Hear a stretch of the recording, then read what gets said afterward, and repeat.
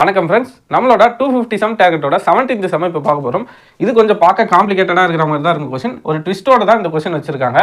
அதை என்னன்னு பார்ப்போம். விக்னேஷ் என்பவர், இது கொஸ்டினோட கான்செப்ட் என்னன்னா, விக்னேஷ்னு ஒருத்தர் 10,000 ரூபாயை கடனை 2 ஆண்டுகளுக்கு 4% கடன் வாங்கி சஞ்சய் அப்படின்ற ஒருத்தர்கிட்ட அதே 10,000 ரூபாயை 2 வருஷத்துக்கு 6% வட்டி, அதாவது 4% இவர் வாங்கி இன்னொருத்தருக்கு 6% வட்டியில் கொடுக்குறாரு. அப்படி கொடுத்ததால ஒரு வருஷத்தில் அவருக்கு கிடைச்ச லாபத்தொகை எவ்வளோ, அதாவது சிம்பிள் இன்ட்ரெஸ்ட் தனி வட்டி எவ்வளோவா அவருக்கு எக்ஸ்ட்ரா கிடைச்சிருக்கு அப்படின்றது தான் கொஸ்டின். இப்போ பார்க்கலாம். ஃபர்ஸ்ட்டு சிம்பிள் இன்ட்ரெஸ்ட்னாலே ஃபார்முலா என்ன, SI = PNR/100.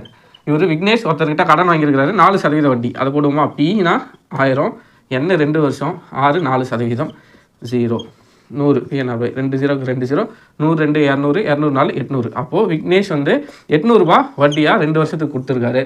அதுவே இவர் சஞ்சய் கிட்ட வட்டிக்கு விட்டார். எவ்வளோ இவருக்கு லாபம் வருதுன்னு பார்ப்போம். 10,000 2 வருஷத்துக்கு 6%,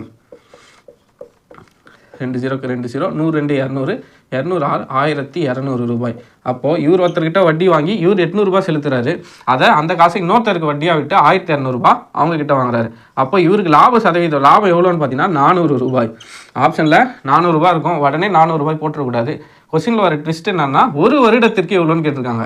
இப்போது நம்ம பார்க்குறது எல்லாமே என்ன, 2 வருடம், இங்கேயும் 2 வருடம். கொஸ்டினில் என்ன கேட்டிருக்காங்கன்னா, ட்விஸ்ட்டாக ஒரு வருடத்திற்கு எவ்வளோன்னு கேட்டிருக்காங்க.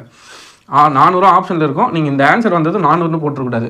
ஒரு வருஷம், 2 வருஷத்துக்கு 2 வருடத்திற்கு 400 ரூபானா, அப்போ ஒரு வருஷத்துக்கு 200 ரூபாய். அப்போ ஆன்சர் என்னென்னா 200 ரூபாய் என்பதே சரியான விடை. அவசரப்பட்டு 400ன்னு ஆன்சரை போட்டுருக்கூடாது.